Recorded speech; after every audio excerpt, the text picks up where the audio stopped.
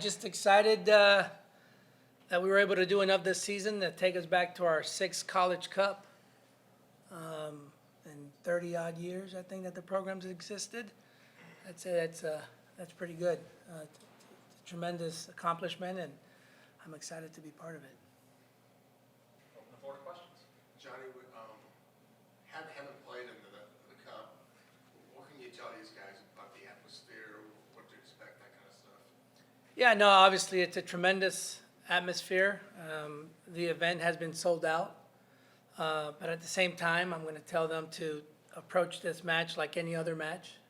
Obviously, soak in the fact that you've made it to a college cup, but in regards to the match, approach it like any other match. We definitely will as a staff. There's nothing that we're going to change or do differently because it is the college cup. It's just the next opponent in the way of what we're trying to get out of the season. To that effect for the guys, have you savored this at all, or are you just thinking about what's next and then waiting until and after the season to think about what it was like? I think it will take definitely a couple of weeks to process the last couple of weeks that we had. But as coach said, we take it step by step, game by game. Especially if you're within the tournament, there's no reason to look ahead a couple of weeks because you literally have to prepare for every single game differently. And it won't be different for the next game against Syracuse. Like, we prepare for the game as we've prepared for every other game during the season. And see where we'll end up. Charles or Duncan, anything to add? I think you kind of hit it right in the nail. Does it mean more for you, Duncan, being from Omaha to being a Final Four? I feel like it definitely means something, but I think it means a lot for every single one of the guys because this is their city also. They've been here for a long time. Like Paul's been here, a lot of guys have been here for many years. So I think it means the same to everyone to make it with this group. Johnny, do you want your team to take an underdog mentality like an us against the world? I mean, everybody knows about you guys by now, but the fact that you're going up against a higher seed, I mean, do you want your team to kind of have a chip on his shoulder, or just play like they've earned to be here type thing? Yeah, no, we've definitely earned the right to be here, both this group and this program, I believe. And so we understand and know that we can play with any team in the country. We are an established program. So in my mind, we're not underdogs. We are a giant program ourselves. Like I said, the fact that the program's been in existence 30 odd years and we've made it to now our sixth college cup, I think speaks volumes about what we have produced here at Creighton. But these guys understand how good they are, and they understand that they can play against anybody in the country. So we're just excited to be able to be in a place where we have the opportunity to challenge. Johnny, how much has hunger been part of this run? Just being hungry for more, hungry to keep playing. And do you think that that is either grown or changed at all throughout this run? Yeah, no, I think hunger is definitely part of it.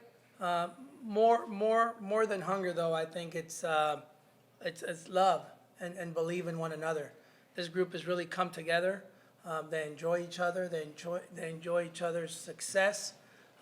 They help each other when we're falling short of that success, whether it's a play-by-play deal during the match. And so, outside of everything, I think it's love. I think they enjoy each other, and I definitely feel the love when I'm in the locker room and when I'm in their presence. So, I'm going to go with love. Charles, can you talk a little bit about that and how have you seen that play out with this team? I mentioned it before. We started this season pretty well. 18 goals, first 3 games. Then we started to suffer a little bit. We got a lot of tie. I don't think it's about hunger. It's about suffering. It's about understanding that there's no more second chance anymore. And I think everybody in the team understood that, and we've just been grinding and having success. Knowing that there's no more second chance anymore. It's you either win or you go home. John, when you watch Syracuse, it's kind of shapes up to look like it's going to be an interesting match with both teams taking chances. And what does the focus level have to be when it's going to be pretty open and the field's going to flip a lot?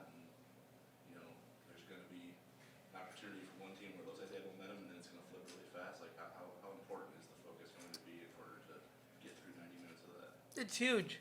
You know, you have two teams that enjoy attacking and enjoy playing the game the way it should be played. It's gonna be fun for both teams, and it's gonna be fun for the fans. I think it's gonna come down to, on the defensive side, extreme focus, and on the offensive side, being able to capitalize on your opportunities. Ultimately, this is what it's gonna come down to, I think. What do practices look like these days? How are they different than, you know, the start of the year when you're working on things? At this point, you know, it's a little bit more of a well-oiled machine. Yeah, no, at this point, it's more of, it's more of going through the process. There's nothing that we're going to learn in these last 4 or 5 weeks that we didn't already know coming into the postseason. These trainings these days are just slight adjustments depending on who it is that your opponent is, in regards to how we can impose ourselves further on our opponent. Very seldom are we looking to make adjustments on the defensive side. We want to continue being the aggressor. We want to impose ourselves on our opponent. And so more often than not, if we're looking to make adjustments, we're doing it in that regard. Duncan, how much confidence and belief do you have right now with the ball at your feet in the attacking third? And how, I guess, how has the chemistry with, you know, Charles and Jackson and Owen, creators and Giorgio, guys like that, helped that build throughout the year? I'm very confident right now in my abilities, not because I've been scoring a lot, but because the guys on the field next to me, they trust me and they believe that I can get the job done. If I miss a few chances and I'm not playing well in game, they're not on me. They're believing in me. They're telling me I'm gonna get the next one. They're behind me. So my confidence stems from my teammates, and it's definitely like a big support having these guys behind me, like supporting me the entire game. Is it different from earlier parts of your career? Do you think differently now after you miss one? Yeah, I think my mentality has changed from like last year. I'd say when I had 1 goal, it's just knowing that like I'll get more chances. My teammates will give me the ball into a good spot, and I'll have another opportunity to score. So it's not too worried about missing a chance, because I know I'll get another one. Hey, Johnny, I want to ask you this, and then maybe one of the players can chime in. But there's never been a national championship won by Creighton, right, in any sport. What would that mean to be the first to be a national champion, to bring back home to Creighton University and have this group do it? You know, when I came here as a student athlete back in 1994, one of the first things that I realized about campus was the proximity of everyone.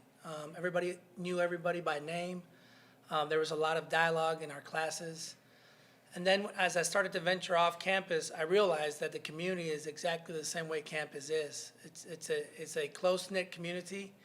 And I knew that at some point I wanted to come back to Omaha and hopefully to my alma mater. And so I think that winning a national championship would mean so much for not just our community, but our university and our program. I think it would be something that you can't put a price tag on it. And if we're fortunate enough to be the first program of the 14 that we have at Creighton, I think it would be that much more special. Fellas, you want to take this? I think. Charles, you want to go? I think, you know, it would be amazing, you know, to win a championship, but I don't want to talk about it that much because nothing is done until it's done. I'm just going to say one thing, that we're going to do everything in our possible to bring it back to Creighton. And, you know, like I just said, I'm just not going to talk too much about it. Paul, anything to add? Yeah, just to add to what Coach Torres already said, I think the most important word is community. In case we bring back home the trophy, it's obviously not just Creighton soccer that won that trophy. It's all the people that supported us throughout the entire year, faculty at school, friends, all the people who make the Creighton community special. So it's not just Creighton men's soccer wins the national championship, but all of Creighton wins it. Any additional questions? Guys, I want to ask you, I know you were asked about this before, but I don't know if we used much of it, but Dr. Norton, who passed, has he made an impact on you guys? I don't know how close you guys were to him. How big of a deal was he to the program and a legacy that he left? Johnny, if you'd start. Yeah, Dr. Neil Norton was a very close friend of mine personally. He was a mentor to me, someone that I've learned a tremendous amount from. And he was very close to our program and to the guys on the team, even guys from 10 years ago. Dr. Norton was part of our dental school, but he was also our NCAA faculty rep. But he went on many trips with us, domestically and abroad. And so, at least I'll comment on me, he meant the world to me. It makes me proud to know that these guys are continuing his legacy with the season that we've had this season. It's just special for us to be able to continue to live his legacy on with what these guys are doing at the moment. I mean, yeah, he was definitely a big part of our program for as long as I've been here. He's always been a familiar face, always been around, always been there if you needed someone to talk to.